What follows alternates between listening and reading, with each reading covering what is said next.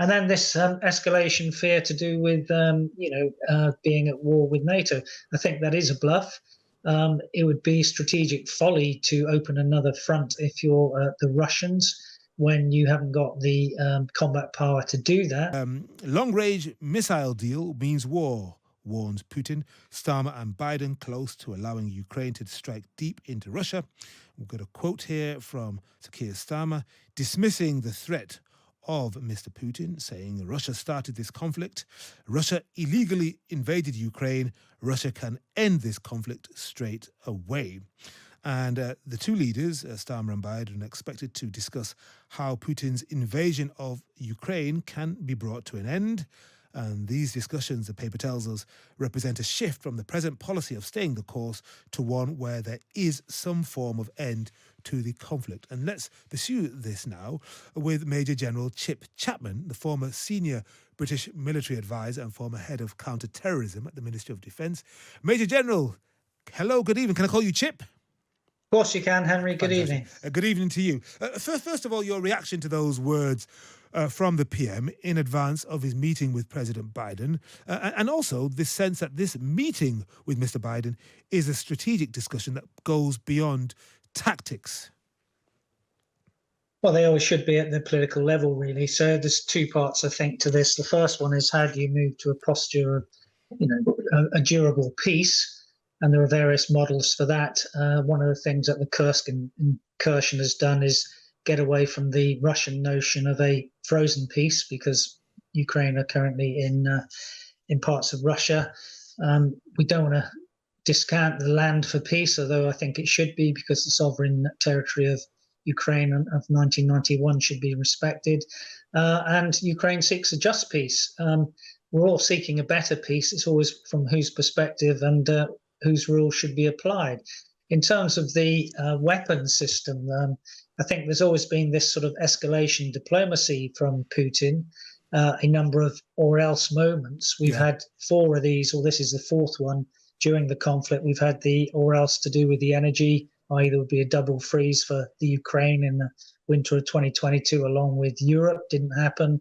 The fear of starvation with the grain fear with the Black Sea conflict didn't happen. The fatigue fear, which I think is still potentially real, which is why people want an end to this. That's the sort of get away from this forever war.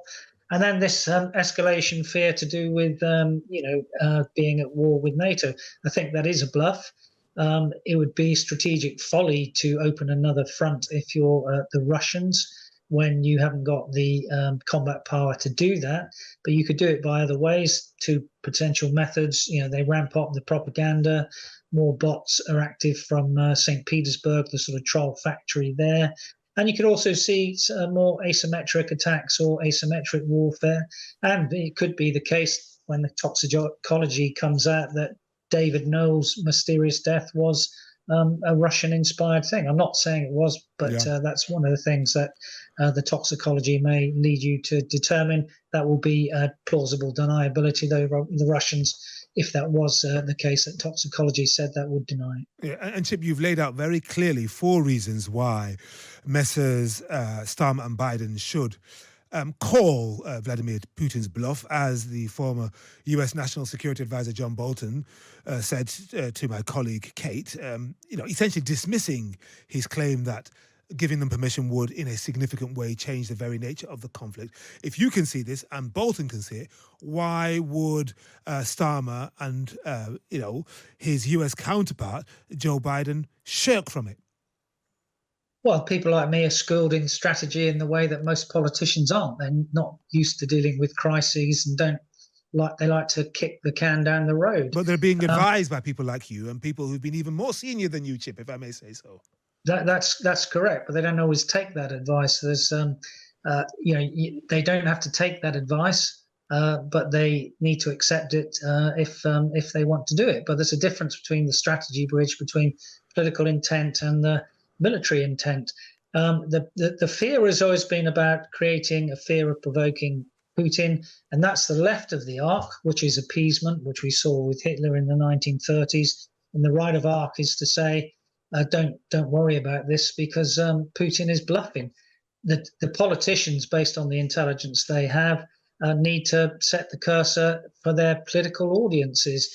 Now, Bill Burns, for example, and we always go to the right of arc here, Henry, and everyone sort of says, oh, it's about nuclear weapons, which it isn't necessarily. But there's no way that in warfighting terms and in warfighting metrics, Russia could successfully take on NATO. And it's always been the case, I think, really picking up on something that Montgomery said in 1956 when he was Deputy Supreme Allied Commander, that the test match is postponed indefinitely due to the deterrent strength of NATO. And it's absolutely clear that NATO is stronger than it's ever been, and it's been enhanced by the addition of Finland and Sweden. So it is this escalation of rhetoric. And I've always said there are 7 ways you can escalate. You can escalate in weapons, objectives, targets, geography, domains, which is space or cyber, which they've also been doing, by rhetoric or mobilization. Putin has a habit of doing this sort of standard repertoire of diplomacy, of escalation when he wants to try and get his way. This would be an escalation from a Western perspective in terms of geography. Those weapons have already been used. They've been used in sovereign Ukrainian territory, but that has also included Crimea. Yeah. And just thinking about President Biden's position, let's say he gives the green light to President Zelensky to use Storm Shadow missiles and their French equivalent, Scout missiles, to strike targets deep in Russian territory on the grounds that the UK and France support such a move. Okay, let's say he does that, but at the same time doesn't allow Ukraine to fire its longest range version of the ATACMS. Now, if that's the case, and it's been hinted at, how coherent a policy would that be? That to me seems an incredible position, Henry, to be honest. You either you're all Trump together or you don't. It would be crass strategically for the British just to be given authority, which would have to be French because there are weapon components within the Storm Shadow which are French. So it would have to be an Anglo-French thing. If you're going to do that sort of caveat, the ones you really want to bring on side are the Germans, because the Germans have not given the Taurus missile. And if you were serious about one of the ways to achieve victory is to drop the bridge, the Kerch Bridge, and isolate Crimea, ATACMS cannot do that. Storm Shadow cannot do that. Taurus has the ability to potentially do that. What this will not do is it will not be a war-winning change. Yeah. So, for example, it will achieve 2 things. Firstly, it will push the staging areas back of the Russians, and secondly, their supply depots further back. What it won't do, according to US intelligence, is interdict the airfields which the Russians are using to launch their aerial bombardment against Ukraine, because 90% of Russian aircraft launching glide bombs and firing missiles are at airfields beyond the reach of Storm Shadow or ATACMS. Mm-hmm. So it'll be good in terms of the close battle and stopping that getting to the front against Ukraine. It will not be successful in the deep battle. Okay.